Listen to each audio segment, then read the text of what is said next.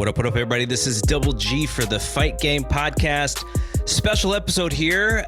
Justin and I were on the show on Sunday night, and we kind of teased a guest, but we didn't want to give it away because we're going to give it away now. We're going to talk about UFC. We're going to talk about UFC 253.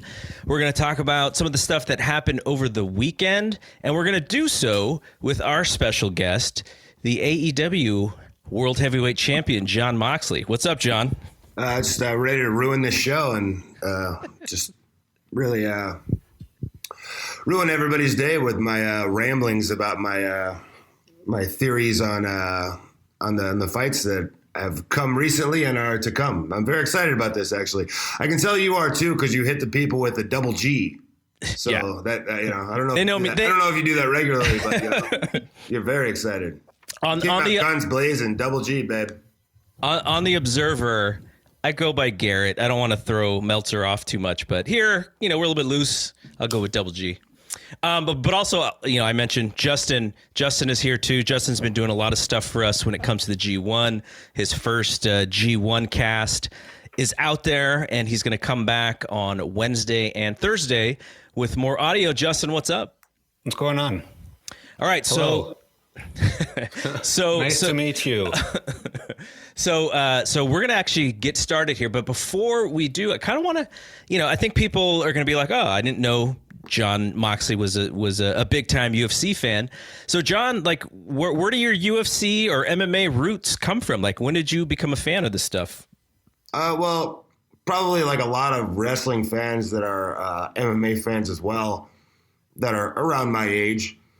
When you go to Blockbuster Video when you're a little kid, next to the wrestling tapes are the original UFC tapes, 1, 2, 3, David versus Goliath, the Predator, Don Frye, Tank Abbott, Hoist Gracie, Ken Shamrock, all that shit. So I've been watching the shit like forever. The Pride tapes, are right there. So I've always followed and always been a huge fan and, huge respect for the sport. And it's a very fascinating sport to me. It's the only real sport I follow or pay any attention to. And, I'm a kind of a big fan in a way that I kind of probably do what a lot of wrestling fans do to wrestling, where I really overanalyze and look at everything like super deep. And I just get super interested in shit and because it's just, to me, it's the greatest sport in the world. I don't understand how I don't know. We're recording this on Sunday night and everybody today was watching football and I got people texting me about football and I'm like, I don't give a fuck about football, dude. You want to talk about last night, Covington Woodley, or do you want to talk about some stupid ball shit? I don't know. So I'm just a big fan and I just love, I respect the athletes and love the sport and I just love delving into it, Yes, you actually go back quite a ways.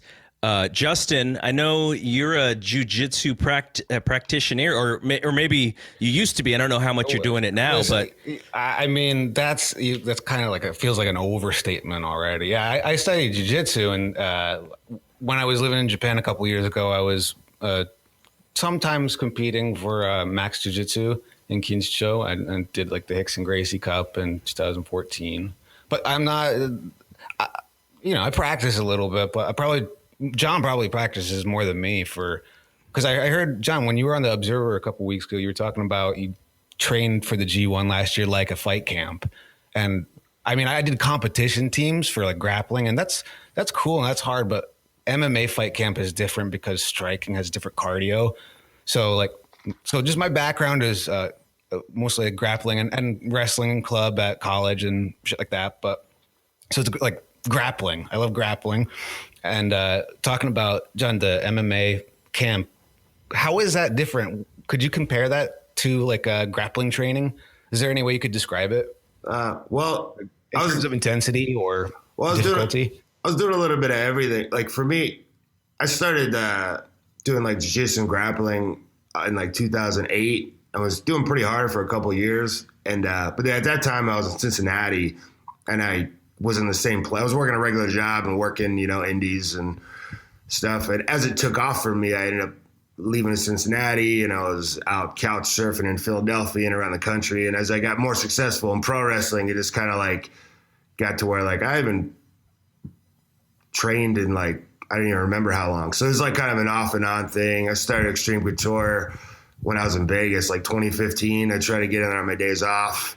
Like sometimes like right when I land, because that'd be like a Wednesday morning class. So I was like, land, get it out of the way. But as I got more and more beat up and older, and as the rigors of the road and everything, it just became a thing that like, I'm like, I can't even afford to do that on my day off. That's a big problem for me, is like all the things I like to do for recreation are physical things. I like to go hiking, mountain biking. I like jiu-jitsu, shit like that. And when you get beat up 300 days a year in a row, like, it's like you can't, like, my biggest curse is I don't like video games. That's what I should be doing on my day off. But I want to go out there and fucking ride my bike and shit. And like, you know, so it's like, but, you know, that was the thing I definitely tried to put back into my life when I got more control of my schedule and shit in the last year. Now, though, I'm still a little weird about it. Like the gyms are kind of getting back to like regular classes and stuff. I'm trying to do more just kind of like private hang out, chill sessions, like, because I'm traveling a fair amount still. And I kind of feel weird about like, because all the COVID shit, like going into some class with a bunch of people. And like, I don't like, if I was patient zero in some like outbreak, that would be fucking weird at some gym. So I don't know. We got in a weird spot, but anyway, like, yeah, I'm just, any kind of like striking shit. I'm fucking terrible at kickboxing, shit like that. I have no natural ability for it. I was training a bunch for, especially because I did this movie called Cage Fighter, where I was supposed to be like the bad guy MMA fighter. And that it's actually coming out in the U.S. in October, an international release early this year, but coming out in October. So I was doing tons of training for that, and like I realized this so quickly, like I am so slow. Like you're like sparring with these dudes who are like professional guys and, you know, capable guys. And I'm like, this motherfucker, like they're playing with me and we're playing around just for fun or whatever. But like, I'm just trying to get techniques down to look good on camera. I'm not trying to really punch anybody in the face, but I'm like, man, this dude could punch me in the face 10 times before I can get one shot off. Like it was a really humbling experience that, you know, that whole experience. But, it makes you appreciate these athletes more that you watch on these fight cards that we're going to talk about. You know, that they're just the best athletes in the world. So we have a professional wrestler who trains in MMA, and we have a jiu-jitsu guy, and I'm a baseball player, so that's how I fit in here. Okay, so dude, I'm not gonna lie, real quick. I do have respect for the baseball player because, like, I was fucking terrible in Little League. I couldn't hit shit. I hated baseball. I have no hand-eye coordination, and like I see this 100-mile-an-hour pitch and these major leaguers throwing, they knock it out of the park 500 feet, and I'm like, okay, if you throw a 100-mile-an-hour pitch at me, an 80-mile-an-hour pitch at me, a fucking 70-mile-an-hour pitch at me, if I swung the bat and by some ungodly chance I happened to connect, it would probably just knock the bat out of my fucking hands. You know? I hear the Jackass theme playing in the background in my head right now. Yeah, I have mad respect for the minutia and the skill of baseball players. So don't sell yourself short. No, it's a good sport. It's a great hand-eye coordination sport, and the most injured I've ever been was from baseball. Actually, against someone who was throwing in the low 90s, and I dislocated my kneecap right in the batter's box from impact. So that was not fun. But yeah, baseball's. I mean, I played until my late 20s, early 30s at semi-pro leagues and stuff. So I beat up my body a little bit, but not 300 days like yourself. Okay, so there's been some MMA news or UFC news. They're gonna be back at Fight Island, but one of the things that happened last week is that Michael Chandler joined the crew, the UFC crew. Dana White signed him, and I was just kind of interested in what you guys think about the signing and who you would like to see him face. And we'll lead off. Go ahead, John. I'm super stoked about this. And I was thinking a lot about this. I was kind of predicting. I was like, okay, he's going to – last couple times he's been a free agent. He's kind of circled back and signed with Bellator. But now it's kind of like he's done everything he can do in Bellator. Now's the time. If he was going to make a move, you're not getting any younger. You're in your prime still. I kind of had a feeling he was gonna make the jump. And I was thinking about it and was like, all right, well, and it made me think of like Eddie Alvarez, Mirko Cro Cop, Shogun. It seems like these guys who are the big name free agents come to UFC, they kind of tend to, seems to me like a lot of them lose their first fight. And I don't know what that is. I don't know if it's a new environment. It's a different fight week atmosphere. There's a lot of pressure. It's a different cage, or if it's just a step up in competition. But like in Shogun and Eddie Alvarez's case, not Wow. fucking, that'd be good though. Eddie Alvarez's Shogun case. and Brian. Yeah, fuck. Book it. GCW spring break. No, There you go. in Eddie Alvarez's case and Shogun's case, they lost their first fight to Forrest Griffin and I believe Donald Cerrone, respectively. But they ended up coming back all the way to the title. So, but it just seems like they always lose those big name free agents seem to have a rough go in their first one or two fights. So I was like, you want to avoid this with Chandler, maybe give him kind of a gimme fight like you would a boxer, kind of build their record and let him get used to the UFC and get fans familiar with him. Like, do you do that? Chandler didn't want that at all. He wanted to go right into the deep end, sink or swim by his own admission. And then I started thinking, well, shit, because I'm really pissed that we're not getting Poirier and Ferguson on that November card because they both wanted it. The fans want it. They're both incredibly exciting fighters. The fans love them. Poirier, you can say at this point, is a draw. You know you're going to get an exciting fight from him every time. And for whatever reason, I mean, and I'm not saying he should have just taken whatever UFC was going to give him. I understand that if you're going to fight Tony Ferguson and potentially get your face cheese grated by elbows, you should for sure get compensated for that. And it's like the fans want it, Poirier wants it, Ferguson wants it. It's the only fight that makes sense for either guy. And how much money are we talking about, Dana, that you just couldn't give Poirier another 50 grand? Like that didn't happen is just, it's really fucked up. It shows the UFC's business practices and all, how that's a whole nother can of worms to open. But then you have Ferguson. It's like, okay, who's Ferguson going to fight? He could fight Dan Hooker, Charles Oliveira. I know they would take, I would almost guarantee they would take that fight, either one of them. But you're talking about I think the number 6 and 7 guys. So what do you do if you're Ferguson? You're the number 2 guy or the number 1 or 2 de facto interim, whatever. You were like right at the top forever. Khabib and Tony was the 1 and 2, undisputed forever, never got to fight. Justin stepped in on short notice, beats Ferguson. So now he's right below them at 3. He ostensibly wants to get back to a world title shot. Why would he fight Dan Hooker or Charles Oliveira? What does that do for him? But I don't know his mindset. I don't know if he just wants to fight the fight or if he really wants to get the belt back. I don't know. But then Michael Chandler coming in fresh would be an interesting kind of solution to that because he's a former world champion, if you consider Bellator's championship a world championship, a big name in a sense. And he's not ranked in the UFC, which is, you could say it's a bad thing. You want Tony Ferguson to fight an unranked guy. But in another way you could look at it is, he's unranked because he's not proven in UFC. He was in Bellator. So he could be number 1 or number 15. We don't know. We're going to find out when he fights you. And Tony beats Michael Chandler. Not that bad for Michael Chandler. You came in and fought Tony Ferguson in your first fight. As long as he has a good performance of some sort, it's still a good outing for him. And Tony wins. That could, if he came out and had a great performance against Michael Chandler, that could be enough to get him the next title shot. And if Michael Chandler wins, you have a new superstar in the 155 division, which is already the most stacked division. To me, 155 is like the main event division. Kind of like the 205 division used to be, kind of the marquee, the Chuck Liddell, Randy Couture division.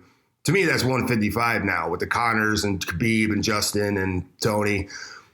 So that was interesting. So I was like, man, mate, I was like, I'm going to try to call this early because sometimes I call shit early. That's why I want to be on a podcast like this because, man, I say shit. I called a year in advance that Justin Gaethje was going to win the title on short notice because he doesn't like to do. He said he didn't like to do short notice fights. But I was like, man, the way these 155 fights fall out at the last minute, if you're looking for a short notice replacement, you want somebody that fans aren't going to be upset about for a pay-per-view. Justin Gaethje's the perfect short notice fighter because you're guaranteed a fucking banger every single time because he's a madman. So I was like, man, I bet one of these days somebody in a 155-pound title fight falls out and they call Justin. He says, fuck it. And just goes in there and goes, but I called it a year ago. Brody Lee can back me up on that because I texted him immediately. I said, you remember that shit? I called this shit a year ago. So I was like, man, I wonder if Tony's going to fight Michael Chandler. I don't know but he's going to serve as the backup in case either of those guys falls out, which is interesting because I want Gaethje and Khabib to fight as much as I've ever wanted to see any fight in my life. So I hope that it doesn't fall out, hand to God.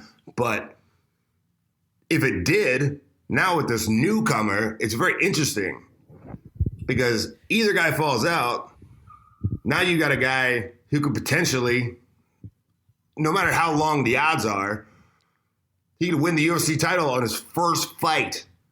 Like, what a story that is. Like, against either guy, it's very interesting. So no matter what scenario you're in, the only horrible worst case scenario is all three guys get COVID or get hurt or something and nobody shows up to Abu Dhabi.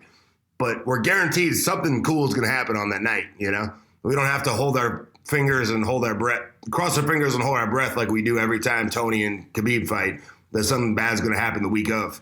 As long as two of the three of those guys make it to Fight Island, we're getting something special. So it's very exciting. So you made a great point with Poirier in that, you know, he's got a little bit of leverage now because, you know, I feel like he's always been the guy who's always ready to fight. He always has great fights. So he's sort of the perfect UFC employee in a sense, even though they're not employees. But he got a chance to main event a show. He's gotten a chance to draw a little bit. And in this pandemic, the UFC was, you know, they needed for their partner, for ESPN, for their TV partner, they needed their fighters to really be partners here. And like, look, we know it's scary, and we know you guys want to fight. Let's figure out a way to do this. And so I feel like in this pandemic, Dustin Poirier kind of made himself into a star. But if you're Dana White and you go, okay, like you sold some pay-per-views for us, great, we appreciate it, but we have no fans. So what is he really as a draw? And so, you know, I kind of wonder with Poirier, is he using that leverage to hopefully to get more money? And I'm all for that, you know, for fighters to get what they're worth. But at the same time, you know, if you're Dana White and you're like, you know, we still don't have Gates. What are we doing here? Like, to me, they would have the money. They have the money to pay these guys really whatever they want. But I wonder, you know, in Dana White's mind, in the pandemic, everyone's at home. What else are they going to do? I wonder if he thinks about it that way and doesn't really see Poirier truly as sort of the star that he's become during this time frame. I think it's pretty interesting. Justin, do you have any thoughts on that? On Poirier and Ferguson and that business, or on Chandler? All of it.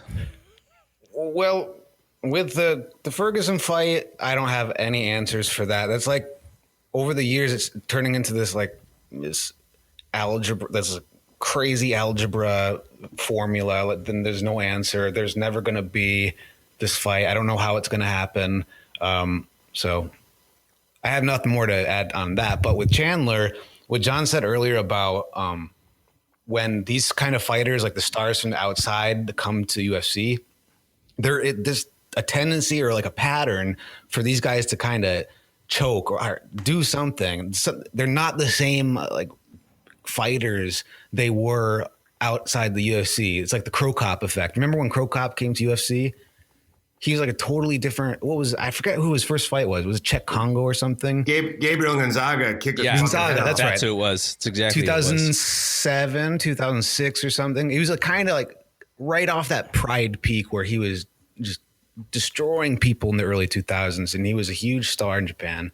And then he came to UFC, and it was, never fully understood why that happened. I don't know if is it the octagon because he was fighting in a ring, but I don't think that would apply in this case here for Chandler. I mean, and also, I mean, he's the stand-in for the Khabib fight, and does he really feel confident in? Is that what he wants to do? I mean, because like Jon said, why not just do a tune-up fight? What's the? I don't understand. But I wonder if in his agreement with Dana White, part of that is like, look, we need main events. We want to put you. We think you're a main eventer. We want to put you in something big. And I wonder if that's part of the contract there. He said, oh, sorry. Go ahead. Oh, he said himself. He said, "I want to sink or swim. I don't want to fucking climb the rankings out. Throw me in right in the deep end." That was Michael Chandler's own quote. He said, "I want to sink or swim. Throw me in there." So this is what he wants.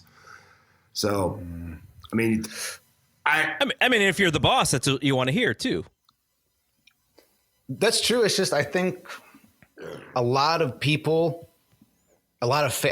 fans tend to use that first fight in the UFC. They judge it. They kind of overjudge it. They kind of use that against you. So if you drop it, it's a little different than just kind of a regular loss. The stakes are higher for Chandler. Yeah, and I think that's what some of it is, which is what you said, is that when you come into the UFC, the stakes are a little bit higher.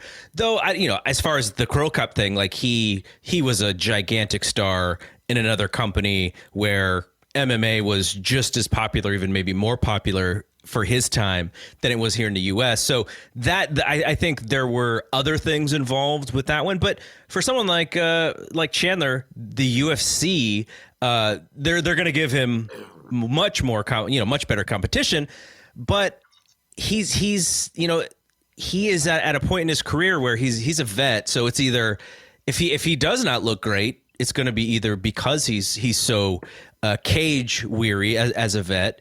I think that would be more so a reason for him to not step up to the plate but also because he's such a veteran, he probably, the bright lights in the UFC may not be as big as other guys because, Chandler was the number one guy in his company. So that'll be an interesting thing to look at because I know that people do think that, I don't know if it's a curse or whatever, but that there could be something related to, first fights in the UFC like Jon was talking about. Jon had mentioned, going to Blockbuster Video and all that. And, I was a former employee of Blockbuster Video when I was in college. So I have a lot brings back a lot of good memories. But Jon, when you were watching a lot of that stuff from back in the day, there were always like, they were pitting, when is this big fight going to happen? You mentioned Chuck and Randy. Like, that's the first really big fight that I remember. Like, I can't wait to see that.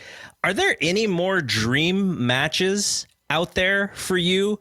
We talk Michael Chandler coming to the UFC, that creates new matchups. There's talk of Nick Diaz coming back to the UFC, and Nick Diaz spans, a long time frame of when he first started. Like the UFC that he first started in is way different than the UFC that is in now. Like, are there still fights out there where you're like, I've always wanted to see this fight, and there's this possibility that it can still happen? Well, the most exciting type of dream match is one you didn't even realize you wanted to see, and you never thought about it until as soon as you hear it, you go, "Oh, that would be fucking nuts." So we're talking about like who does Ferguson fight? Because is he going to fight the number 6 or 7? The only fight that truly makes sense for him from a ranking standpoint, not that it's always about rankings, but the only fight that really makes sense for Ferguson is Poirier. And for whatever reason, that's not happening. So, like, just theoretically, you want to get fucking weird.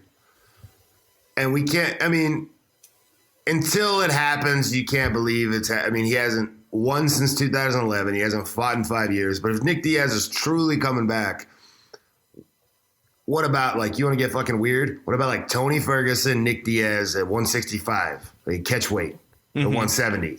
I don't know if Diaz can make 155 anymore. But, like, what the fuck? That'd be nuts, right? That'd be some wild shit. Like, that would be a thing where you could.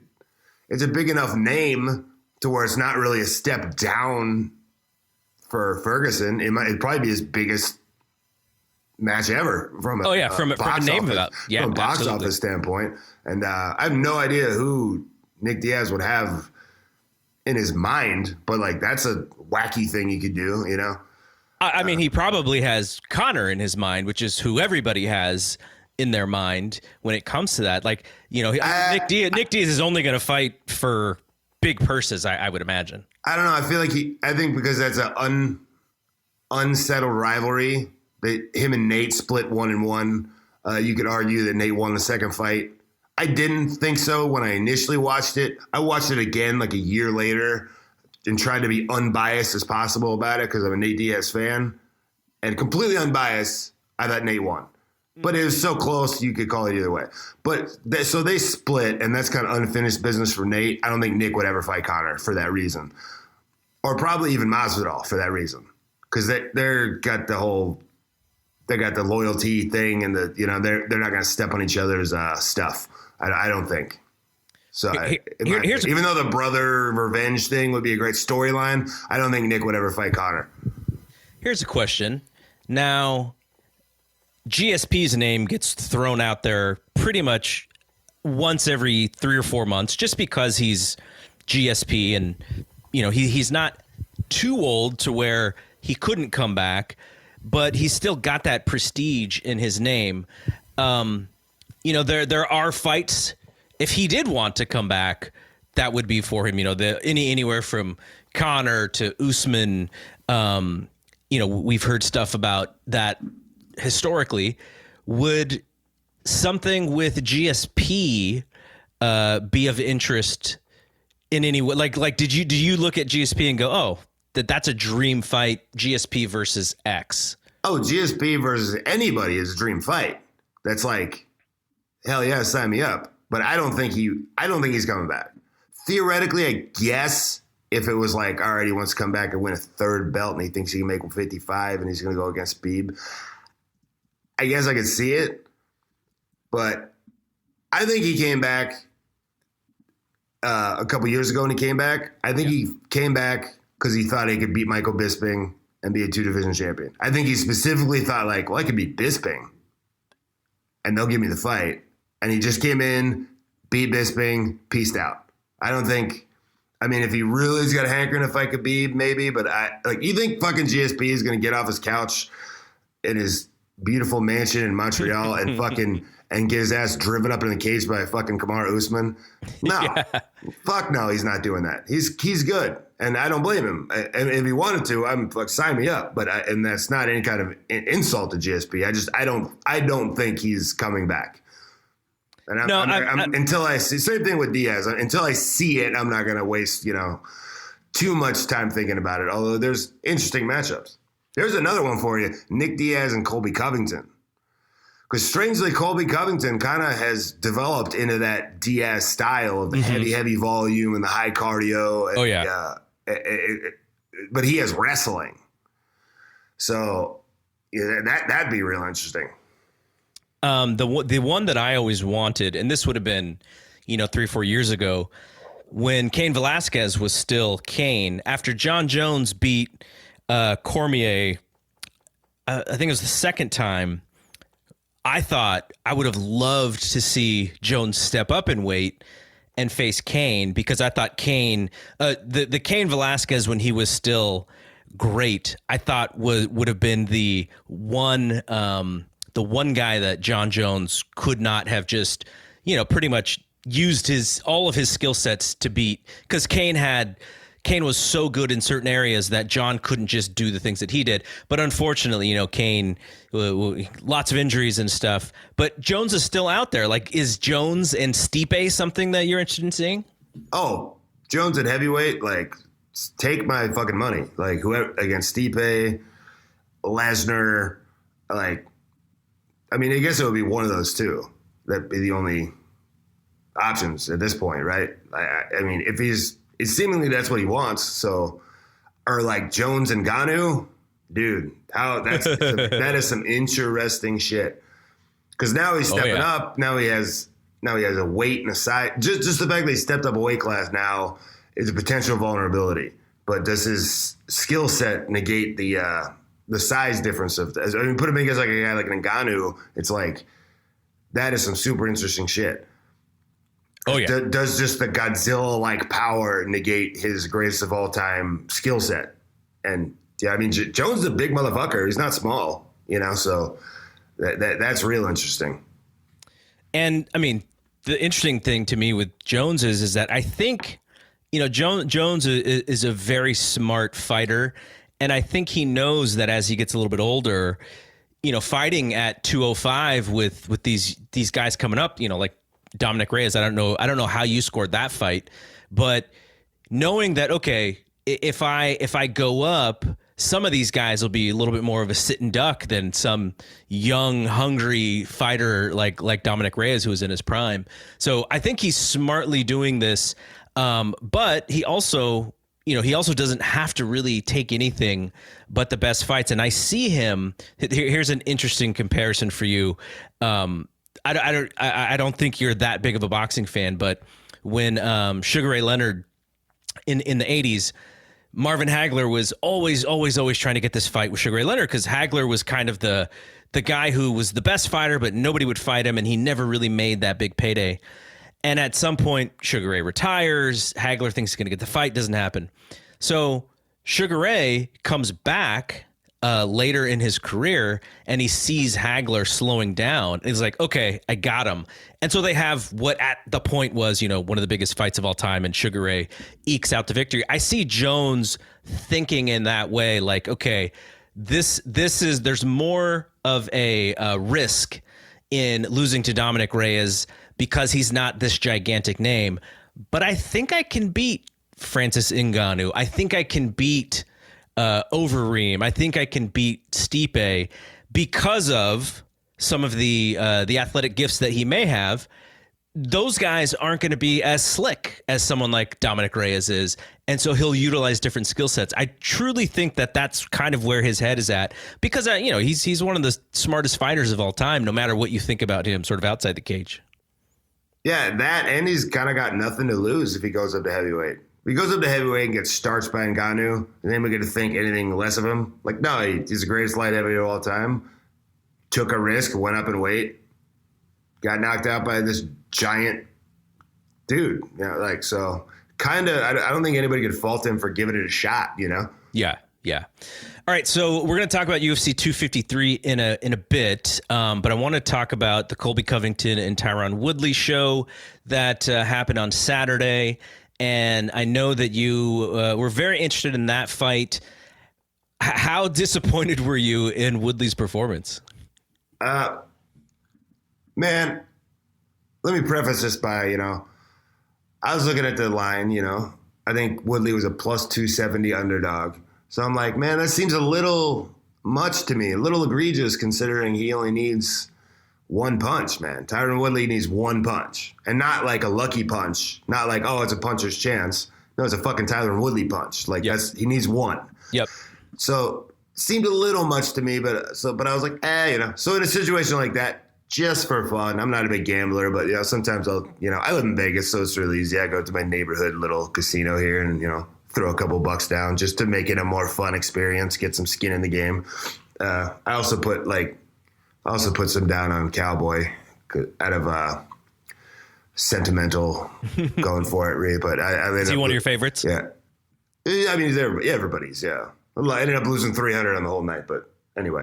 But I was thinking, we watched him just kind of be. I mean, Tyron Woodley's like one of the most frustrating fighters ever. If you're a fan of his, because like we've sat through 15 rounds over the last year of Tyron Woodley just with this nuclear weapon in his right hand, and he just won't uncork it for whatever reason. He just seemed listless and like he doesn't want to be there, and I don't know what it is, and I thought I was really hoping, I'm like, because Woodley likes to get backed up against the cage and fire off the cage, and Covington's going to pressure him right off the bat, and Covington doesn't really throw with power, so Covington wants to be there the full 25 minutes in your face, so he's going to have 25 minutes. All he's got to do is pull the trigger once, and it's just like he never did. And no disrespect to Covington, who had a great fight, But I think even if Covington could do it again, I bet he would show Woodley even less respect and even turn up the volume even more than he did. But even he was wary of the right hand bomb that could come. I think if he could do it again, he'd probably be like, it ain't coming, fuck it, and just be in his face even more, maybe even go for a finish. But it seemed like after that first takedown in the first round, he was scared of getting taken down, and just like it was the same story as the last two fights. And I figured like with the personal animosity, maybe now he would really want to pull the trigger, but I don't really know what to make of it. It's just kind of like he doesn't want to be there, and I think a lot of the thing with Woodley is mental. I remember watching like the thing leading up to him and Robbie Lawler where they fought, and he had like a mental coach, like a sports psychologist. And he was like, I'm working with a sports psychologist, and he's giving me these affirmations and stuff like that or whatever. I think he went out and starched Lawler, but it was like as soon as he won the title, it was like he changed. His mindset changed or something. I don't know if anybody agrees or even knows what I'm talking about, but it was like the fans kind of soured on him a little bit because he immediately started talking about like money fights with like Nick Diaz or whoever and GSP or whatever, and people were like, oh, what? It was like all of a sudden he's tried to play some kind of role, and his fights became like defensive, like he's like defending the title more so than like the Wonder Boy fight and the Damian Maia fight, where he's just kind of like, you have to take it away from me, but I'm not going to try to take you out kind of mentality. And he's clearly, when you see him in interviews and stuff, he's clearly gets like irked by things people say on the internet or things the media says. Like, it's like he's really in his own head. And I think that's like what's affected I think ultimately that snowballed and affected his performance over the last couple of years. Like, he's not out there trying to take people's heads off, I think. But, I was rooting for him, and I wanted him to take Colby Covington's head off, and it never came. And I don't know if anybody else feels the same way, but it was very frustrating to watch because I was just like, come on, man. Like, come on. Like, especially like the last three fights when it's like, okay, you're going to the fourth or fifth round, you're losing. Like, just go for it, dude. Like, have some sense of urgency. But he just looks like he does, like, he's involved in a bunch of other stuff, doing movies and music and stuff like that. Maybe he's just like mentally not out of it. And when you're in there with a guy like Covington wants to be there. Covington has so much confidence, and he cannot wait for that bell to ring. I mean, think whatever you want about him as a person, whatever. He's a douche or whatever, cool. But when that bell rings, he's attacking for 25 minutes. Like, he wants to be in a dogfight, and Woodley just seemed like he didn't want to be there for the third straight fight. So I wonder, I think some of it is, Woodley's now like 38 and he was a little bit of a late starter, when it comes to age, but, for the last few years, he's fought a decent amount, and he's been in, some really big fights, really long fights, lots of 5-round fights. But I wonder, because sometimes you see this happen, which is, you set the goal of, I want to be the champ, and you get there. And when you get there, it's like, okay, like now my world is supposed to change and things are supposed to be great. And you're like, no, now I got to defend this thing. And I always call back to one of my favorite movies, Rocky III. And Mick, Rocky's trainer, goes, the worst thing that happened to you could happen to any fighter is that you became civilized, like meaning you won the title, and now you're way more worried about looking good, about, what you have to do business-wise, and you don't have that same hunger anymore as you did when you were the challenger. So that's an interesting perspective. It's not, Rocky got it from real sports. It's not like this made up thing, but I do wonder, when you do get to that peak, when you do get to that promised land, like defending, the GSP used to always say, defending this thing is just way harder than it was ever to win the thing, because there's so much more pressure on you as an athlete to sort of like be the face of the company and all that. So I wonder if some of that was also there. But you're right, like Covington, when I realized that Woodley didn't have it, is Covington throws like this really loopy, overextending left hand. And when he missed, he was like wide open for just body shots. And he misses that shot, and I'm like, okay, Woodley's got to go body, body, body, and then circle around. Woodley didn't do anything. So I'm just like he's giving you an open opportunity to really open up on him, and you're just not taking it. Like you said, couldn't pull the trigger. So I was super disappointed in the fight too. But by the end of the first round, I was like, okay, this is what it is. We saw this the last two fights, and there's nothing that's going to change that. So I was disappointed, but Colby was going to win that fight pretty much from the first round on, I thought. And Woodley, unfortunately, hurt his rib on whatever that was, and he had to get out of there. But it wasn't his night. And I don't know. Like, what do you think about him? It's not my opinion or whatever to say people should retire, but you kind of you start worrying about guys who you enjoyed watching when they go in there and that they're just not the same guy anymore. I mean, I think from people who are more experts on it than me, it seems like if you are going to step in that cage, you need to really want to step in that cage. Yeah. Otherwise, you're really risking your health. This isn't like clocking into a 9 to 5. Like, well, got to pay the bills, better do that. I mean, for some people it is, but it's like, dude, you're risking getting your brain melted with a head kick every time you go out there. So, I mean, he's just got to think about where he's at mentally. I don't know. The weird thing about it was Nico Price celebrated the draw like he won a Super Bowl, which I thought was a little weird.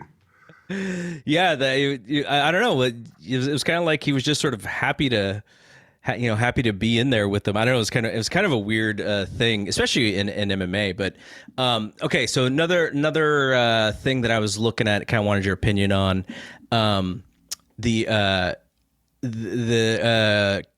new Khabib, Shemaev. I always screw up his name. But just the one shot knockout, I was like, he called his shot, and it just destroyed Misha, who's a good fighter. And it was like ridiculous for him. I mean, what we know about him is a smothering grappler so far against, like one dude who was like in his UFC debut, and the other dude I think was 1-4. So against whose name I always screw up, but Marshart. I mean, that's a pretty well-respected, well-traveled veteran, pretty successful veteran of the sport. It couldn't have gone any better for him. He literally threw one punch and knocked him out. But it's like it was so successful so quickly that it's still almost like we don't know much about him. Like, it's almost like we need to see him we need to keep giving him better competition to like figure out where he's at. I mean, it was so quick that you didn't really get to see him get in any kind of deep exchanges or come back from anything. But maybe that's, I don't know, maybe that's an even better sign that he's just going to be taking motherfuckers out in 17 seconds. I don't know.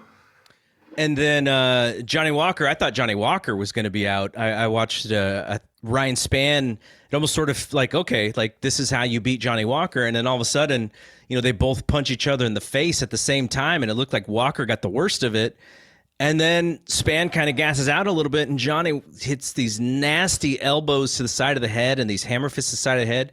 And Spann just goes out. Like, that was impressive. But at the same time, Johnny didn't look great up until that moment. So the people who think that Walker maybe was a little overrated because he came in and was knocking guys out, I was not convinced that he had somehow figured out how to figured whatever out what was the problem. But I mean, still coming back the way that he did showed a lot.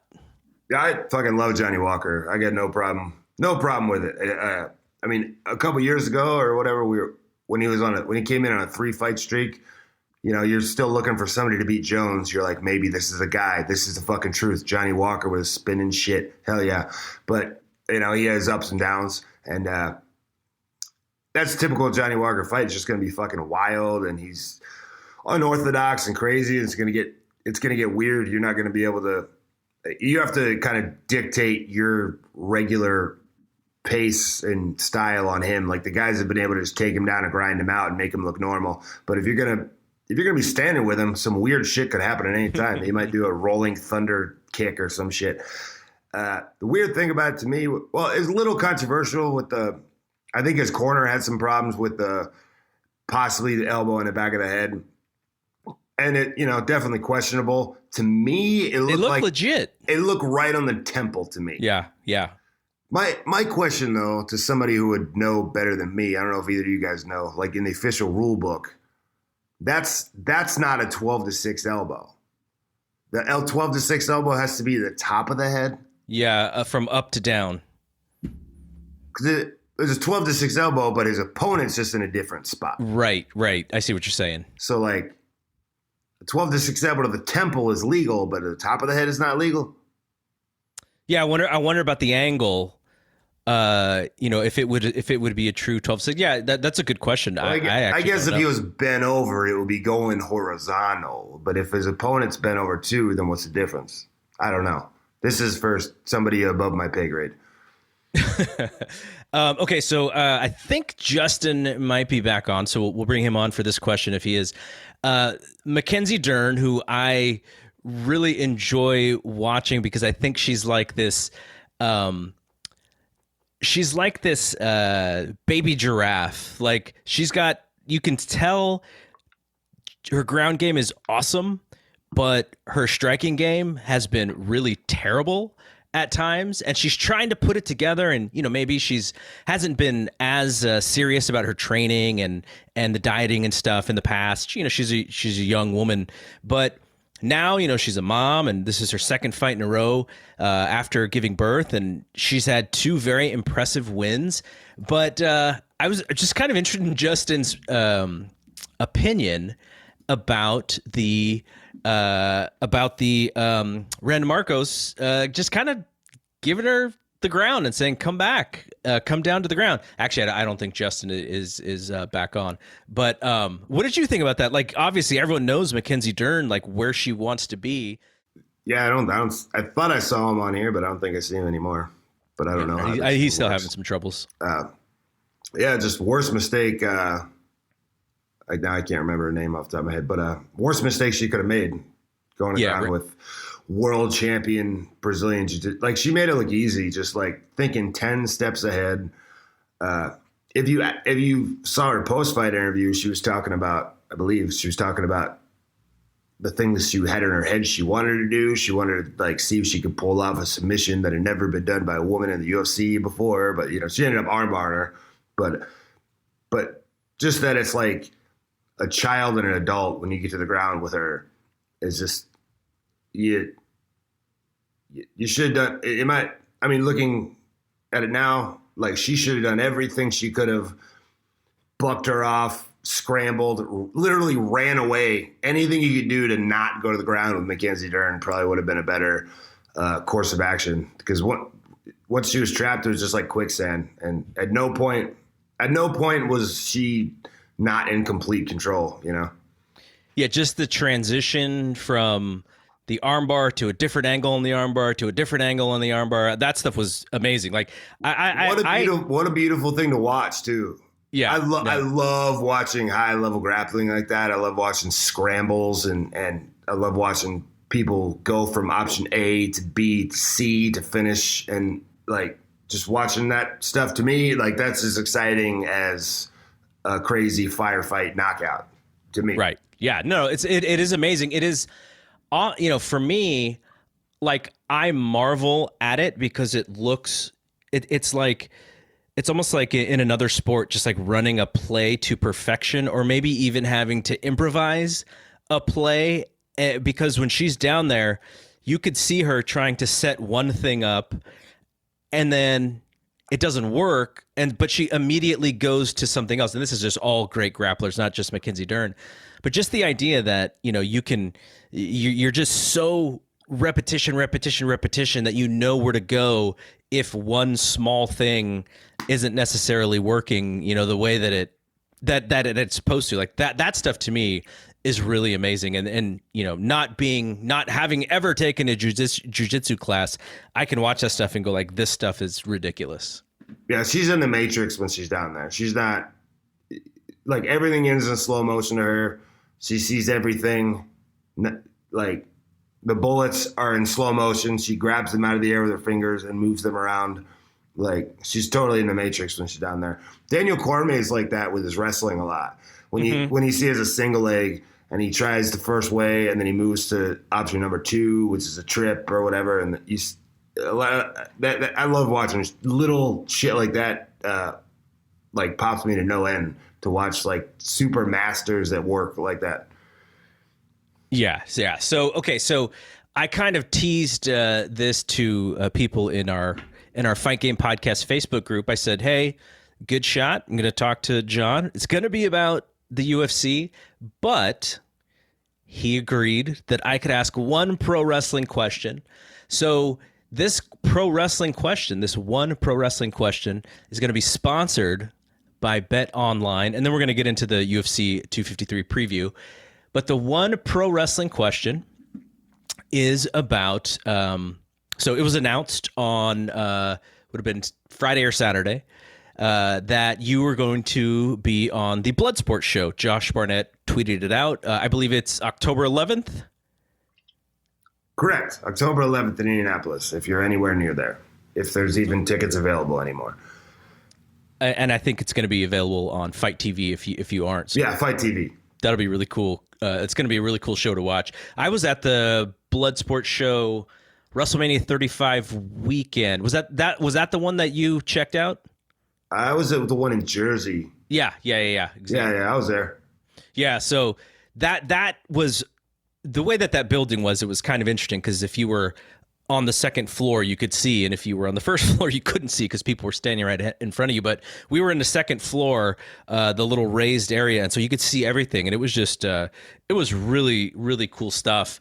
But that style of fight of wrestling. So this question is sort of related to that, but I wanted to mention that because I just saw the news. But Damian Gonzalez asked, what aspects of MMA should pro wrestling incorporate either in presentation or promotion that it hasn't, and then vice versa if you think there's things MMA could learn from pro wrestling? It's interesting because in a lot of ways it's the same business. I remember in like 2006 maybe I was at the HWA school hanging out in the office or something, and Les Thatcher was there coming through, hanging out. And right around this time, it was like kind of fresh off the Ultimate Fighter when UFC kind of blew up, and like in the mainstream where people were talking about it, and on Spike TV and stuff like that. And they're doing the simple promos like, I hate Ken Shamrock, I hate Tito Ortiz, fuck right. You, we're going to fight live on Spike TV. That simple. And like nobody's pulling a cord and green goo is falling from the ceiling on the bad guys or anything like that. Nobody's blowing up limos, like it's just like, fuck you, we're going to fight. And Les was there and he was like, yeah, he was at some Legends convention or some shit. Yeah, we were talking about UFC. And he's like, hey, I was talking with Terry Funk. And, Terry says, we're talking about it. He goes, Les, what does it remind you of? And he goes, what? He says, it's our business. They're doing our business.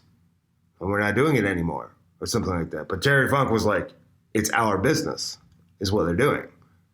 Just Terry Funk cuts a promo. Dusty Rhodes cuts a promo. We meet in the ring. Get your tickets. We're at the fairgrounds this Saturday night. So in a lot of ways, it's the same shit. I like the sports-based presentation. I like personality pieces and shit. I heard a lot of good things about what ROH has done recently with the Pure tournament, but I haven't got a chance to watch it yet. Yeah, me too. Same. But I heard it was like pretty cool and like that. I love shit like that. I like the sports style. I love basic ass promos and basic ass stories and violent matches. And not necessarily, I don't mean glass and fire when I say violent, even though it can be that sometimes, because I like that shit too. But that's what I loved about the Bloodsport show in Jersey. That was the first indie show I'd been to, or even really paid any attention to in years. I hadn't been to an indie show or been in that environment in years and years. And I walked in and I'm like, I'm laying low. I went with William Regal, my buddy Robert Anthony was there. We're watching it. He's kind of filling me in the balcony on some of who these people are. Some of the people I wasn't familiar with. A lot of people, it's the first time I'd ever seen them work. And you know, it was just like, I was just like, I fucking love this so much. Like, I love this fucking fans. I love this presentation. I love this style. It's like, everybody's here to fight. It's aggressive. It's violent. It's fucking testosterone, adrenaline, energy. Like, this is wrestling. There's no bullshit. Nobody's talking on the mic for nobody. You know, nobody's. There's no. I was like, no, but I was like, this is where I fucking belong. Like, I miss this so fucking much, you know. And Robert Anthony says to me, I think we were watching Killer Cross and Davey Boy Smith, which was a great match from that show. Davey Boy Smith gives him a fucking slap in the fucking face, like a goddamn gunshot fucking went off. He hits him so fucking hard, or at least create the illusion that he did if he's that skilled. But yeah, I wouldn't want to fucking test it out. And you know, we're just like, this is so physical. This fucking shit's awesome. Like, I'm digging this show. And he goes, man, you think? And at this point, we knew I was pretty much going to be free and clear agent here soon. And he was like, man, would you do this show?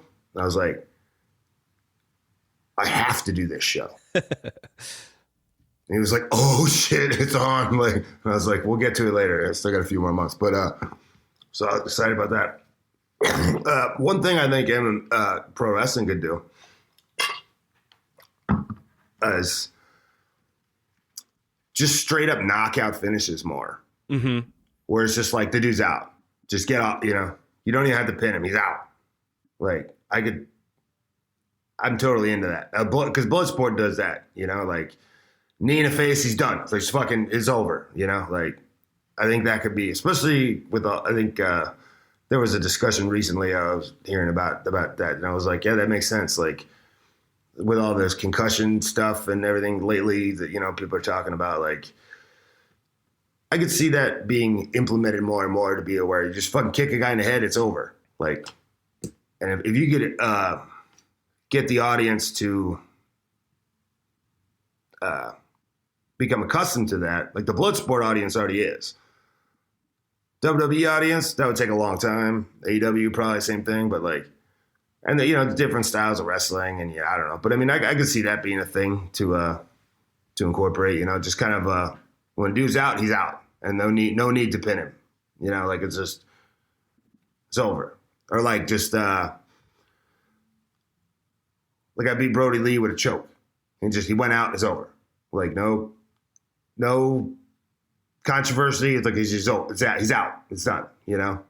Simple as that. I think we could maybe try and, you know, see if we can incorporate a little bit more of that here, you know, in wrestling. So the person who I usually do this show with, we do a Thursday evening show. We talk about AEW and NXT and all that. He actually ran a promotion out here in the Bay Area called Premiere. He had booked APW, which is like the Bay Area's number one indie for a while. And then he kind of branched off and he wanted to do something a little bit more sports based, a little bit more serious. And he incorporated the knockout finishes. And you can imagine, like, an indie crowd, you know, there's 150 people there. Because a lot of them watch WWE, it took like a few shows of the knockout finishes for people to really sort of understand it. And the funny thing is that this is not funny, but because we were not used to it, what the fans thought was, oh, the person got knocked out for real and they have a concussion and we need to get a doctor or an ambulance or something. Like, that's what the perception was, is like, something for real happen. And that's kind of what you want, right? Like, you want that little suspension of disbelief to be there in moments like that. Yeah, exactly. I think that's what they've accomplished on those shows, is kind of like, for like a second you kind of forget that it's they're probably, but some of this shit's so convincing you don't really know. So, you know, I think that's the goal. I think that could be helpful, you know. Okay, so one other thing, I think the show that got canceled, that wasn't that because of the pandemic, I think Jeff Cobb was supposed to face a guy by the name of JR Kratos. I don't know if I haven't seen a card. I don't know if some of the matches are the same or if we're still kind of waiting to announce matches. I haven't seen a lot about it, but if JR Kratos and Jeff Cobb I guess Jeff is doing the G1, so he probably can't be there. But I'd be interested in your thoughts on some of those guys, because J.R. Kratos is someone who works out here, and Will Hobbs, who's with you. He and JR and Jeff, they were sort of wrestling in the same areas all the time. But that Bloodsport thing, it's so interesting because it gives you a little bit of a different look at pro wrestling, and certain guys who have legit, backgrounds in fighting, they come across very believable. So at some other point, maybe we can talk about that. Okay, so let's get back to this UFC show. So UFC 253, want to get your thoughts on some of these fights here. We'll just talk about the main card. Do you follow, like, when you're watching UFC, are you watching like all of the fights? Like, are you watching like the early prelims and the prelims, or are you just mostly watching main cards? Well, it depends on the day. I mean, if have nothing to do and I'm bored and it's a Saturday, I might I might have it on all day, the prelims, the whole thing, depending on what I got going on. I might throw it on and just go about my other errands I got to do. But I always usually sit down for the main card, there's so many cards now. There's like, sometimes I'm not familiar with anybody except the main event. Right. And maybe, I'll skip one here and there if it's like, I'm just really nothing's sticking out at me. But if I'm busy, but if I got nothing to do and I'm at home, I'll at least always throw it on just in case, I mean, it used to be like Saturday nights, sometimes it'd like be on the road, house shows. Sometimes it'd like go to BW3s and watch or something. But a lot of times it'd be like in a passenger seat with like R-Truth or whatever. And I'm like on my phone watching the pay-per-view and I'm like, I lost signal. Oh my God. But, Or I've been in and out of signal, and I'm like, okay, the main event's on. We got to pull over the gas station for until this fight's over. And they're like, come on, man, we got to get to the next time. I'm like, just fucking wait 15 minutes, man. Like, just don't know what. Or you'd have to wait at like 1 a.m. It would be like, we start at 10 p.m. At 1 a.m. it would go to the replay, and then sometimes it'd be like, okay, I'll just remain spoiler free until 3:34 in the morning when we get to the hotel room, and then I'll sit and watch the show. Wow. And then I'd be up till 6 in the morning watching the fucking show. So it all just depends on the day and the time or whatever, So the reason why I ask is because the 3 fights on the undercard, if you are not watching some of these prelims, you may have missed some of these guys. And I thought it was pretty interesting. Like the opener, it's scheduled to be the opener, with the pandemic and COVID-19. Fights sometimes are pulled at the last minute, but we have the card as of, like you had said, Sunday night. Like someone like Hakeem Dawodu, the last show that he fought in the opener of the whole show, and now he's on the main card.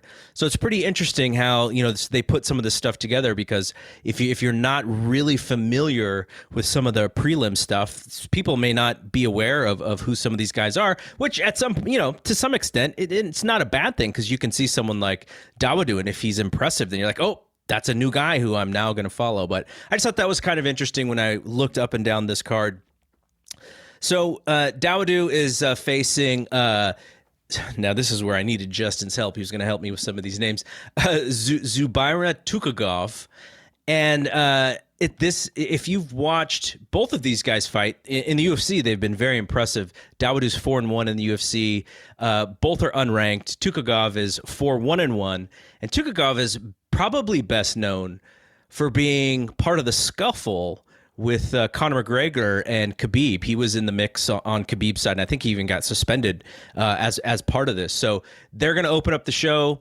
Like I said, Dawodu was in the opener on the last show, which was UFC 244. So he hasn't fought since then, and now he's on the main card. He's a very calm fighter. He can be explosive at times. I feel like he can be a little bit too patient in the fights that I've seen, where I'm just like, come on, if you're a little bit more aggressive, you could put this guy away. Tukhugov, on the other hand, he just knocked out Kevin Aguilar in February. Left hook, overhand right, then just teed off. Very impressive. And I imagine he's going to try to wrestle here with Dawodu a little bit. But how familiar are you with these guys, and what do you think about this one? Not at all till this week, because like you said, and it's not anything against the people or their star power or anything. It's especially this summer. There's just so many fighters and so many cards, and it's really hard to keep up with everything and keep everybody to remember everything and be familiar with like literally everybody. Like to watch every single UFC card this summer from top to bottom, that's a lot. That's a lot of time invested, you know. And if you don't get paid to cover it, it's hard to pay attention to everybody. So in doing my research for this, this is the fight I'm the least familiar with the fighters. From what I got, like I don't really have much to add to this as far as a prediction. If I had to make a prediction, if I had to bet money, I would put our boy Zubaru. I don't want to butcher his name, but Zubara. I'll just call him ZT. Yeah.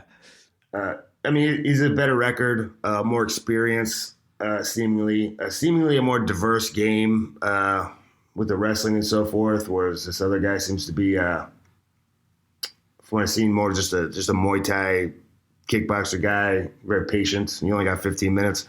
And if you're going to get taken down, you know, that time just will evaporate really quickly. So just based on those simple facts, that if I had to put money, I'll go on our boy ZT. Fun fact, his MMA debut, and I believe I don't know if he trains directly with Khabib's camp, but he's involved with them. He just said he's involved in the controversy and so forth.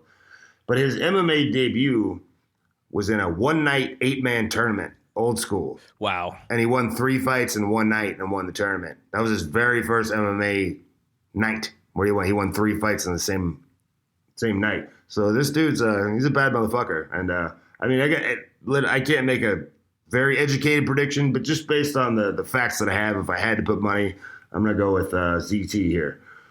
So BetOnline, I'm using BetOnline for the odds here. BetOnline has this at even for both guys. You got to bet. It's minus 110 for both guys. I'm going to side with Dawodu, and maybe we'll keep track of these picks to see how we do on the show. I like Dawodu. I think he's got like a look. He's got that sort of star look. He's going to be. He's from Canada, I believe. From Canada. And so, UFC, they aren't as big in Canada as they were maybe with GSP, but I like the fact that he's Nigerian and Jamaican, but he's from Canada. So I like the chance, if he does something, that they can put him in fights in Canada, and maybe he becomes a little bit of a local draw there. But I just think he's I believe he's from Western Canada too. Okay. So he is, like I said, very impressive, looks impressive. Technically, he looks sound on the feet. The thing that I just wonder is just the aggressiveness and kind of the, him wanting to kind of get in the mix a couple of times. And I think it was the fight, not the last fight, but the fight before that, he fought Japanese guy, Yoshinori Hori, and Hori was quick. He was kind of dancing in and out, and it took Dawodu a little while for him to figure out Hori. And then he knocked Hori out, but he took some shots that I was like, why are you taking that shot? Like, how have you not figured that out? So I think he's kind of young and kind of on the cusp of maybe breaking into the top 10 if he gets a win here. So I'll go Dawodu just to go the opposite of you, so we get a little bit of rooting for guys. So then the next fight here is Ketlin Vieira against Shijara Eubanks. I think people probably would have seen Eubanks. I believe she's the Ultimate Fighter fighter. Vieira is 4-1 in the UFC and is the 7th ranked in the bantamweight division. Eubanks is 13th in the bantamweight division. Vieira's first loss was her last fight against Irene Aldana, who will face Holly Holm sometime next month. And the fight was fairly even, but she got caught. She got caught with a left hook and just went out. Pretty impressive fight by Aldana, but Vieira was in there for most of it. Eubanks is 4-2 in the UFC, and she just fought on the 12th. So you're talking about a turnaround of just a couple weeks. She's a replacement for Marion Renault, who pulled out. And she beat Julia Avila on the 12th, mostly just takedown and wrestling. I think the wrestling probably be a stalemate, and it could just be about the striking. And to me, when I watched fights of both recently, Vieira has a little bit more power. Her striking is a little awkward and maybe stiff, but she does have power in her right hand. So I'm going to take Vieira here. I don't know if she will stop Eubanks, because Eubanks is a tough woman, but I think she will do enough damage to win this fight. What about you? I'm going to go the opposite, not just to be the opposite, but it's a quick turnaround versus a long layoff. Mm-hmm. So Vieira, I think it was like 12-0 or 11-0 until she finally got knocked out. So I don't know much about her, her mentality or anything like that, but it's all about, that can like ruin somebody, or right. that can galvanize them to come back even better. So she could come back better than ever, or she could be afraid to pull the trigger. And she's been off a long time. And, the weirdness with the pandemic and everything and the environment, no crowd, she's never dealt with that before. Whereas this would be like the third time this year that Eubanks has been here. So she's in a groove. She's she's new to bantamweight, because she was at flyweight before and had trouble making the weight or whatever. But it seems like when she came to bantamweight, it's like one of those situations where like, oh, we found the weight class you're supposed to be in. So it's like she seems to have the momentum. She's in the groove. She's found her weight class. She's rocking on all cylinders right now, whereas Ketlen Vieira is coming out of a long nap. So just based on that, you'd think Eubanks would be able to kind of just be in her face right off the get-go, and like Eubanks will be like, Vieira might take her a minute to wake up. Mm-hmm. She's been off for so long, and whereas Eubanks has been on a roll. So I will go with Eubanks just based on those factors. To your point, Vieira has been in the UFC since October of 2016. So we're coming up on 4 years here in the UFC, and this is only going to be her 6th fight. So she is not fighting a whole lot. Lots of time in between fights. Even before the last fight, it was like over a year and a half. So yeah, she hasn't fought a lot. And like you said, Eubanks is fighting fairly often here. And then this should be a fun one. I'm actually very interested in this fight, watching fights from both guys. Kai Kara-France against Brandon Royval. I was so I was having so much fun watching Kara-France in his last fight against Tyson Nam, and I think Tyson Nam just won on Sunday. So he's kind of getting that win back, but he's really small. He gets really low. He's constantly moving forward. He was just constantly moving Nam back and back and back. Nice little counterboxing on the move, a little showboaty as well. I think that division is such a, you can have such great fights in that division, but it's hard for stars to be made at 125 for whatever reason. And Kara-France has got a little bit of a personality where, if he becomes really good, he might be able to do something there as far as that is concerned. Royval, he just recently beat Tim Elliott. I think that's his first UFC fight. Beat him with the arm triangle choke, in a really good fight, fast-paced fight. Royval isn't great on his feet from what I've seen. And, there's not much out on him. He just had that one UFC fight. So some of it maybe just a bad night. But, he really kept pace with Elliott's wrestling, and then got in position for the fantastic submission. And that's his game, is a submission game. So interested in your thoughts on this one, and I wonder if we're going to be on opposite pages again. Well, going back to what you said a minute ago, like the hard to make stars in the flyweight division, I feel like part of that, and I thought this years and years and years ago when the flyweight division first started, watching like Demetrius Johnson versus John Dodson, is that they're so fast. That has nothing to do with their size. obviously Demetrius Johnson's, on the list of potential greatest of all times. He's so good and so fast that it's almost like it's hard to understand what's happening. Like there's just so many punches being thrown and so many ducks and dodges and weaving in and out and stuff, and everything is happening so fast that it's almost like it's hard to, and like if a fight is even, it's hard to, especially if you're a casual fan, it's almost hard to pay attention to what's going on, as opposed to like two big heavyweight sluggers like Roy Nelson or something like that, where you can clearly understand what's going on. You can tell when a big shot lands or whatever. But like sometimes flyweights are so fast and crisp that it almost happens so imperceptibly that you can't even make sense of it. Yeah. Does that make any sense? It's very similar. Ago, where I was like, I have so much respect for Demetrius Johnson, but it's almost not fun to watch him fight because it's happening so fast I can't process it. Yeah, it's very similar with boxing at those really light weights as well. Unless you have a really big hitter, then it becomes pretty interesting. And they haven't, I don't know, I can't remember a really big hitter at 125 who could sort of distance himself from the rest of the pack. DJ did it in a much different way, whereas I think a lot of people saw those fights so one-sided and really not entertaining, instead of MMA mastery, which is what it was for a lot of those fights.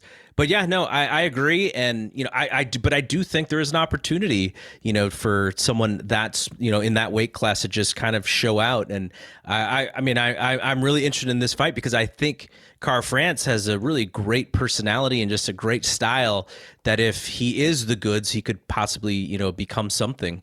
But who do you have for this one? I'll take Kai for this one.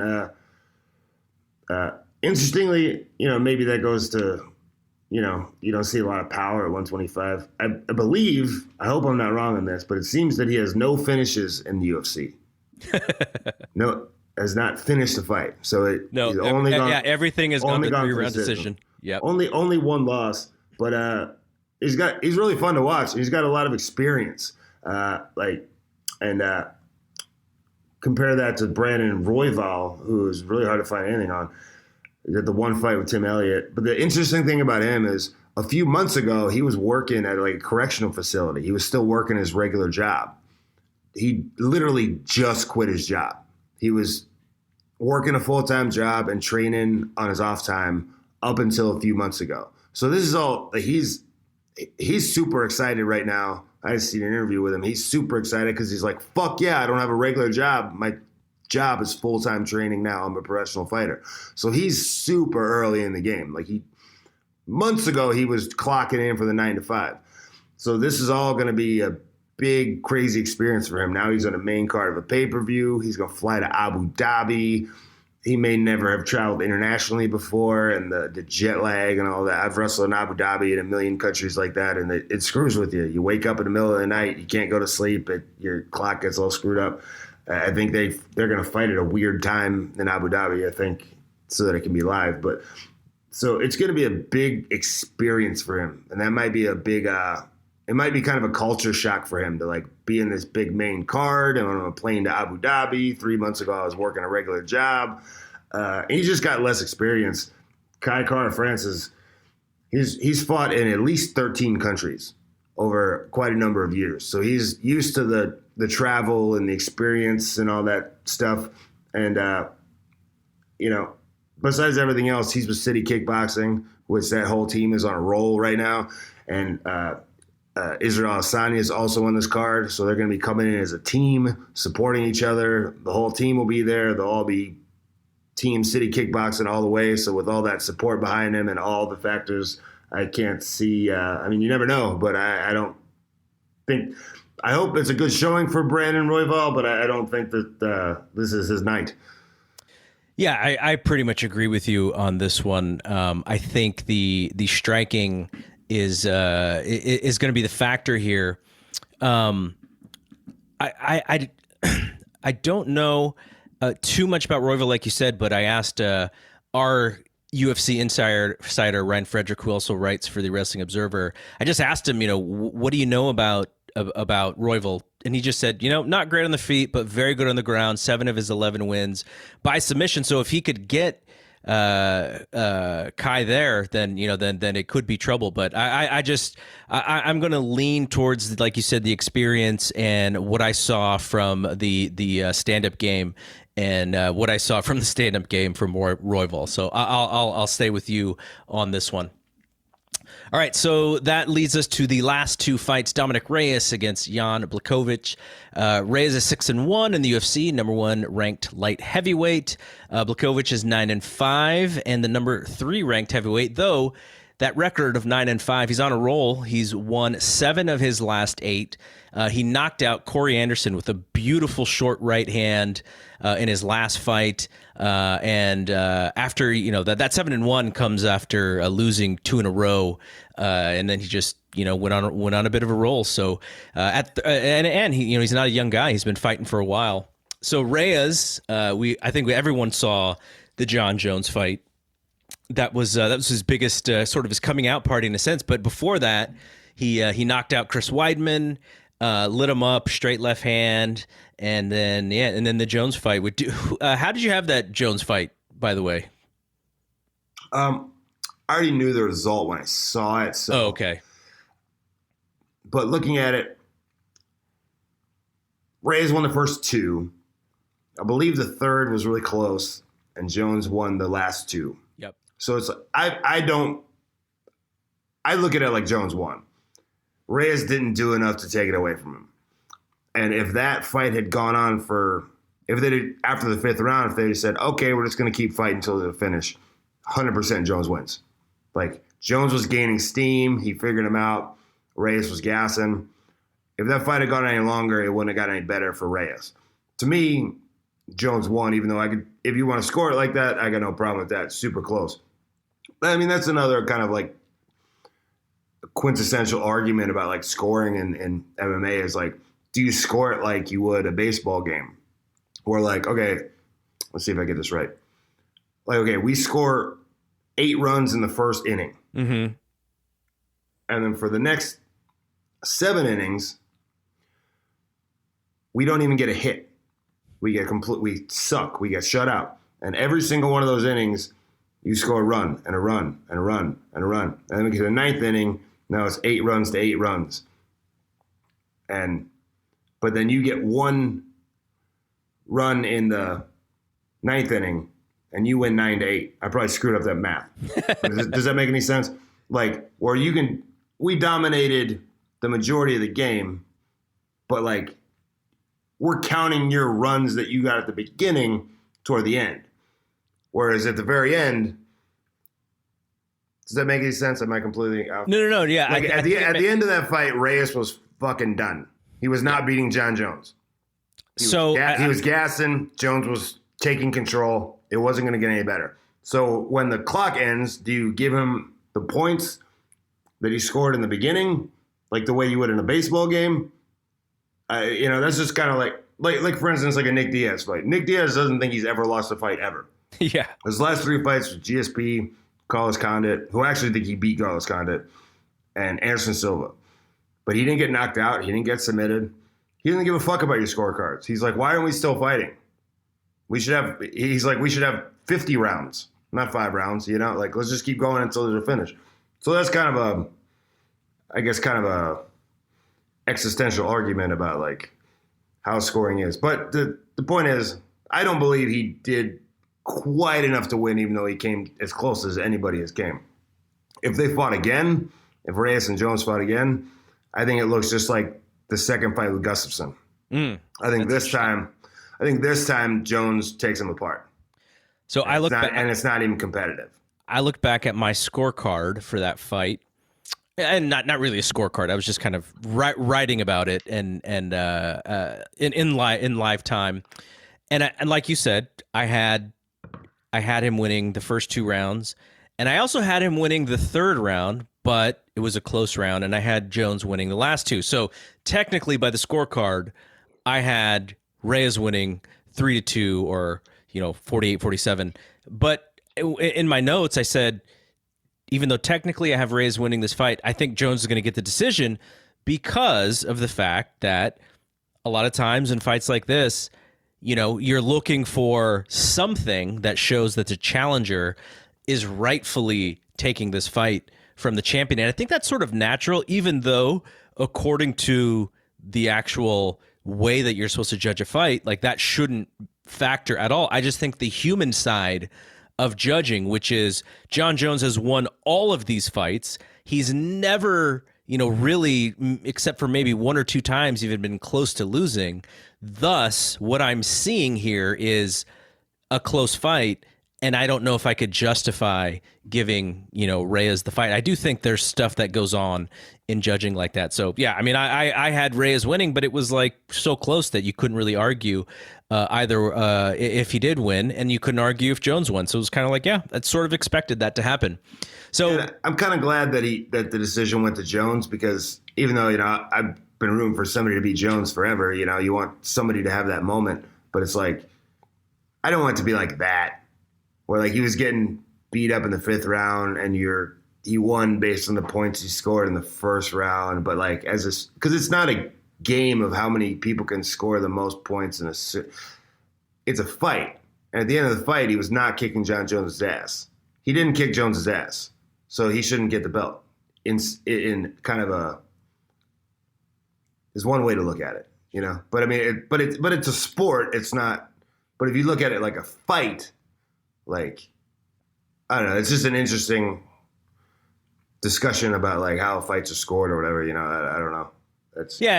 And they take the scoring from boxing, which has historically had problems similarly to the UFC, but there's just more rounds in boxing, so you don't get as many close battles like you do in MMA.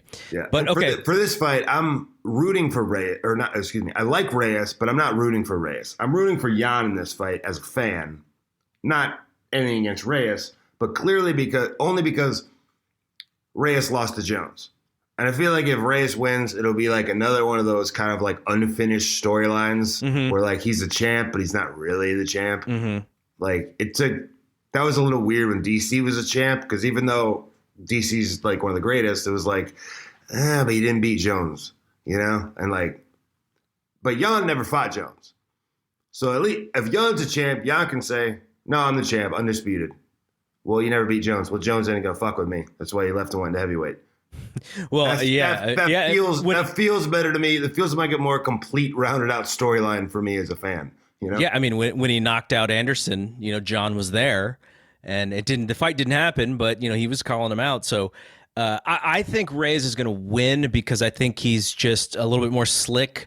I think he's going to be able to win the rounds, maybe not definitively, maybe not spectacularly, but I think he's going to fight a smart fight to win this belt and to be the light heavyweight champion. I'm not sure that this is going to be a great fight, but I do think I think the slickness, and I think obviously he's also a little bit younger. He showed that he could go the distance with Jones, so there's a little bit of a feather in his cap there.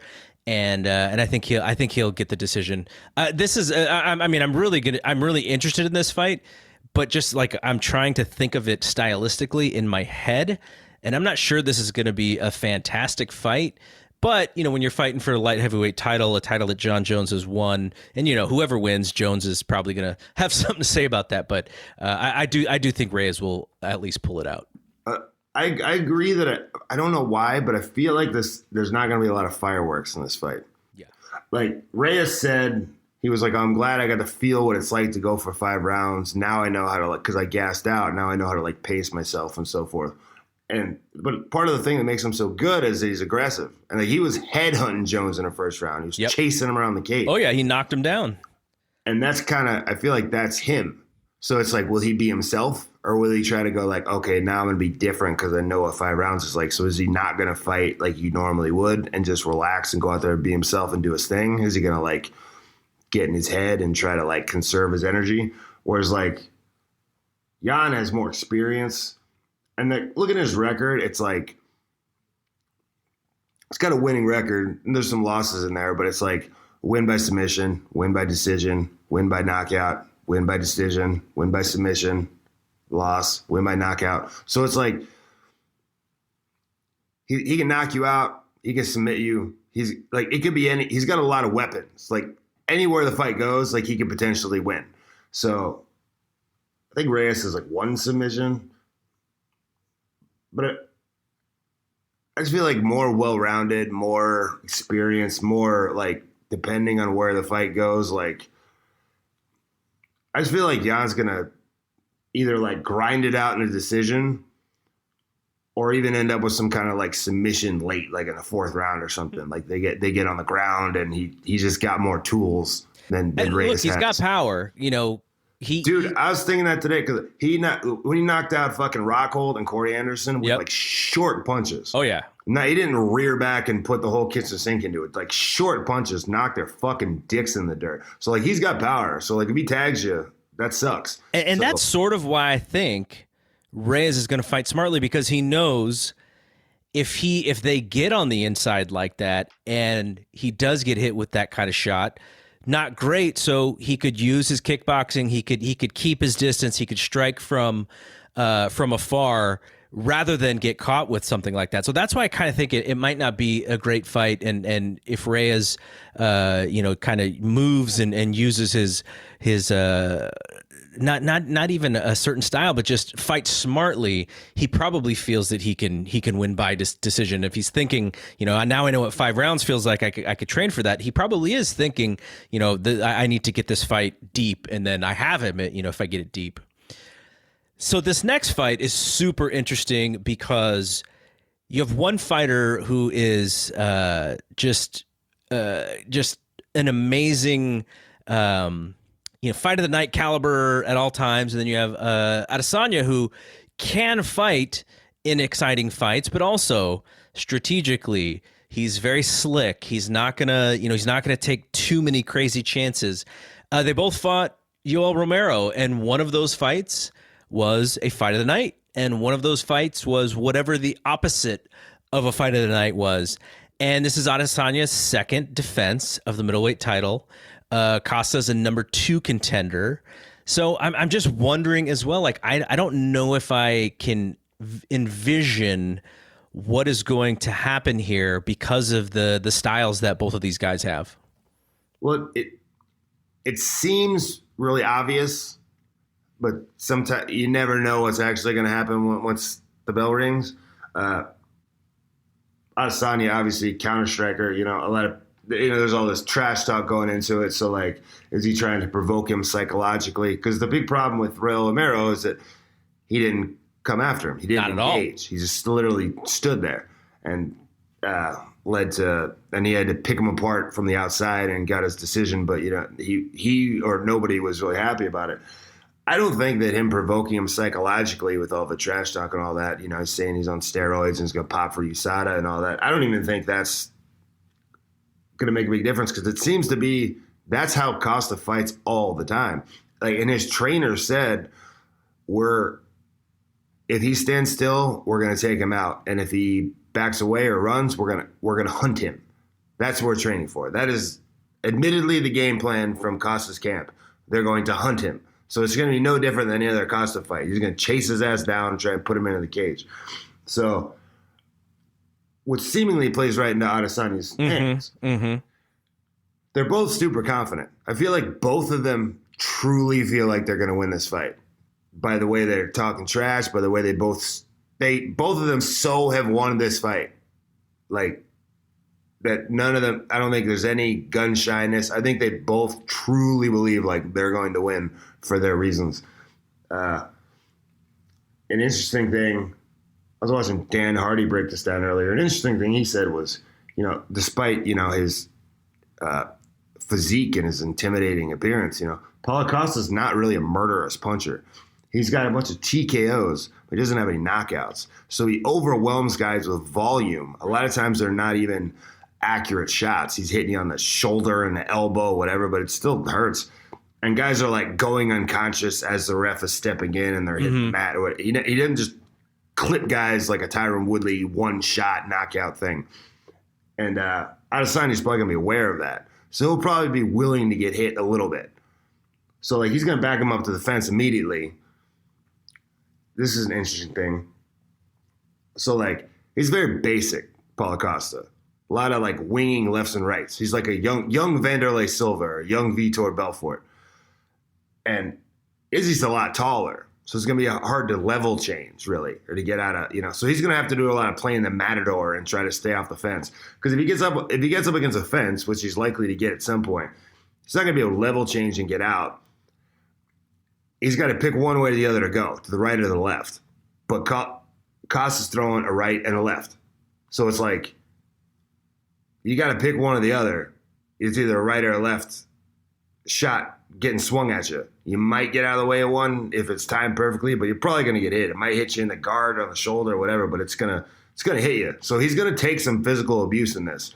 Unless he can stay totally just play the matador and the bull and not get pushed up against the fence, he's going to get hit because the volume of Costa is just, it's so much, But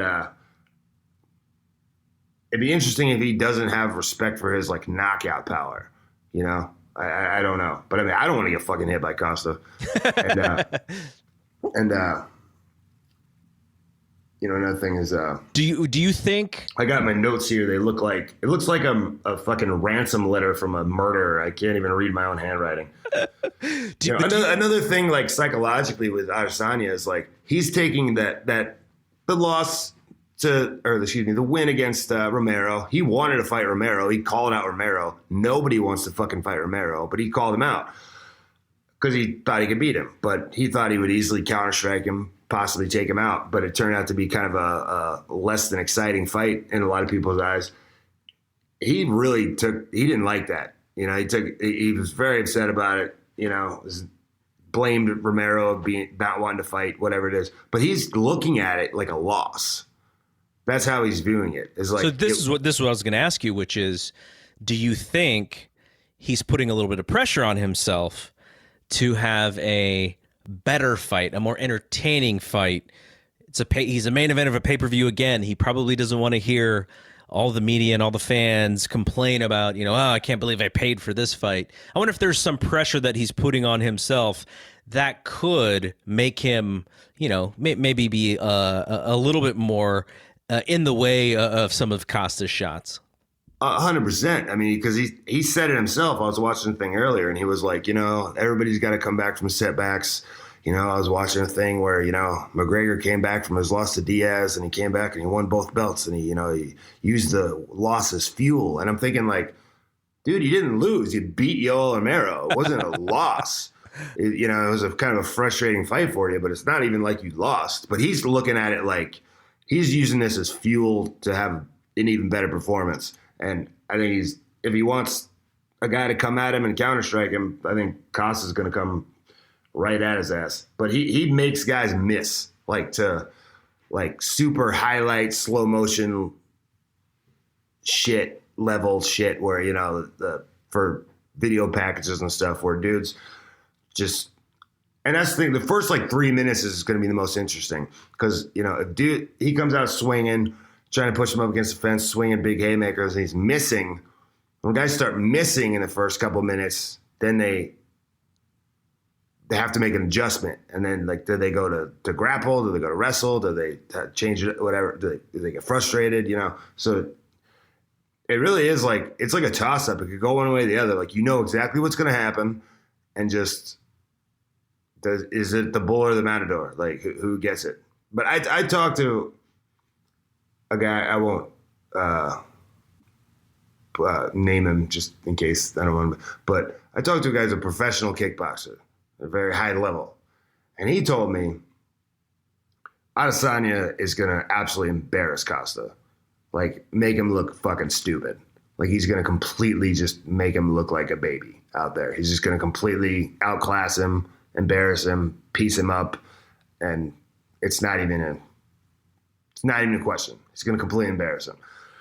So I think about that, But also when you look at when you look at Costa, man, he's that ferocious. He's that volume. I don't know, I mean, I definitely lean toward Adesanya, but I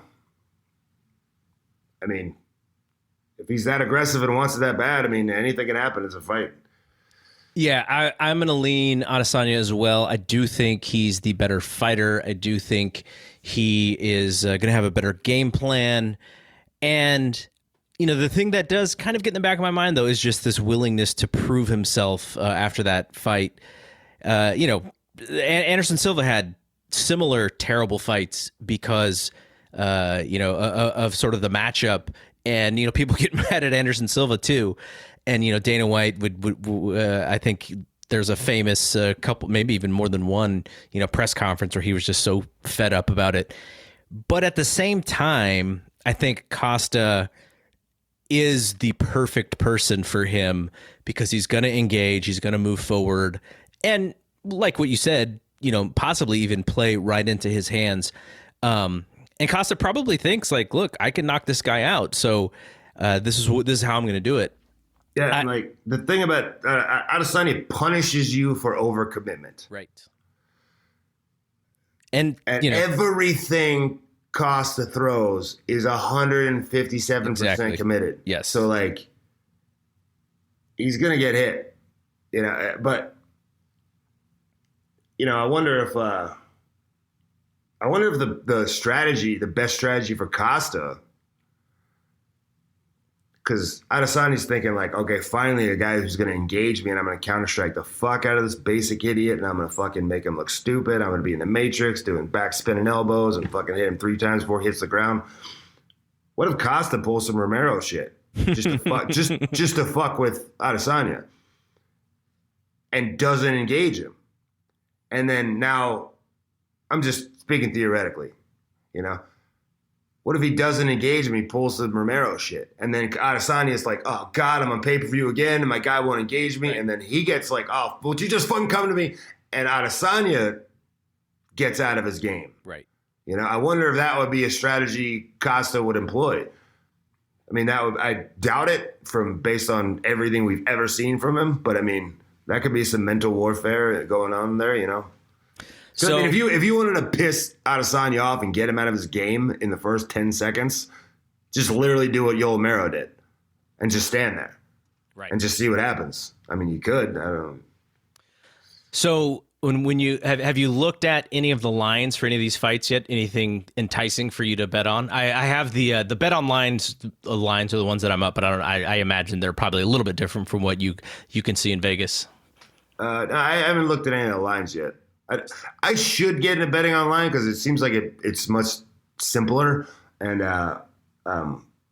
especially nowadays, the more you can avoid going to crowded places or whatever. But the casinos are pretty safe. Like they got them all they got all these rules in place. Like anywhere I go, if I go to a grocery store, I fucked with COVID before, I ain't fucking with it again. Yeah, and I go to the grocery store anywhere, I'm like a social distance ninja.